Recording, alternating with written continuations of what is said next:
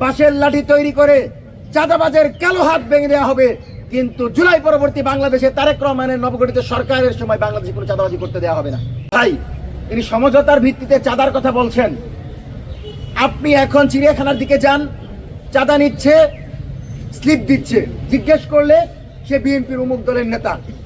তাহলে আপনি যদি এখনো চাঁদাবাজকে সমর্থন দেন, তাহলে বাংলাদেশের প্রতিটি পথে চাঁদাবাজরা দাঁড়াবে। তারা বলবে মন্ত্রী পরিষদ আমাদেরকে বৈধতা দিচ্ছে।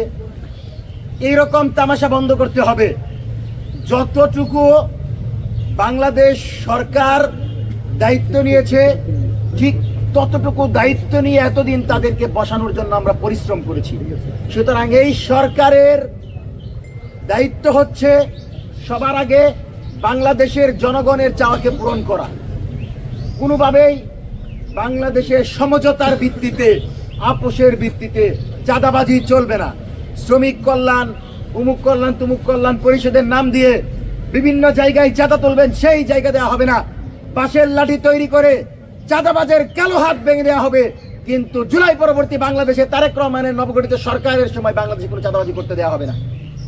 পাশাপাশি এই সরকার যেন ভুলে না যায় যারা বেগম জিয়াকে তার ঘর থেকে বের করেছিল, কোন সেনা অফিসাররা তার ঘর থেকে টেনে হিঁচড়ে বের করেছিল, কারা তার বাড়ির সামনে বালু ট্রাক রেখেছিল, সেটা যেন এই সরকার ভুলে না যায়।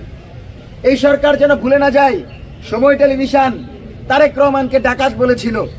এই সরকার যেন ভুলে না যায় মিডিয়া তারেক রহমানের বিরুদ্ধে 2 ঘন্টা 3 ঘন্টা সংবাদ প্রচার করেছিল।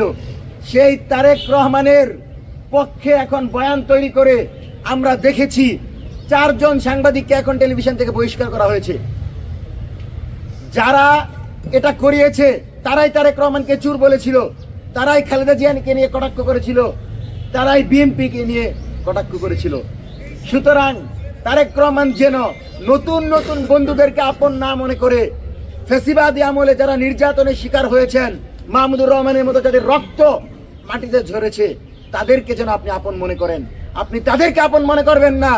তারা দীর্ঘ সময় আপনার বিরুদ্ধে, আপনার মায়ের বিরুদ্ধে, বিএনপির বিরুদ্ধে লাগাতার সংবাদ প্রচার করেছে। সুতরাং সময় টেলিভিশনের এই সকল পোল্টিবাজি আমরা বুঝি। আপনারা যদি মনে করেন বাংলাদেশের সকল মিডিয়া আপনারা দখল করে রাখবেন, সেই দিন শেষ। আমরা তারেক রহমানের কাছে অনুরোধ করব, নতুন বন্ধুদের পরিবর্তে ফ্যাসিবাদী আমলে আপনাদের পক্ষে যারা একটি বাক্য বলেছে তাদেরকে কাছে টেনে নেন এবং মিডিয়ার অবাধ স্বাধীনতা নিশ্চিত করেন। এবং যে সকল সাংবাদিকদেরকে বরখাস্ত করা হয়েছে, 2 দিন চলে গেছে, আমরা আশা করব 7 দিনের ভিতর তাদেরকে চাকরিতে পুনরায় ফিরিয়ে নেন।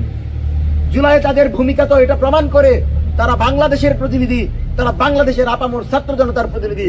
সুতরাং তাদেরকে আপনারা কোনোভাবেই বাংলাদেশের এই সংবাদ মাধ্যম থেকে দূরে রাখতে পারেন না। দ্বিতীয়ত আমরা আপনাদেরকে একটি বিষয় বলি, সেটি হচ্ছে আমরা পূর্বে বলেছিলাম যে গুম খুনের বিচার যে অন্তর্বর্তীকালীন শুরু করেছেন সেটা ইতিবাচক, কিন্তু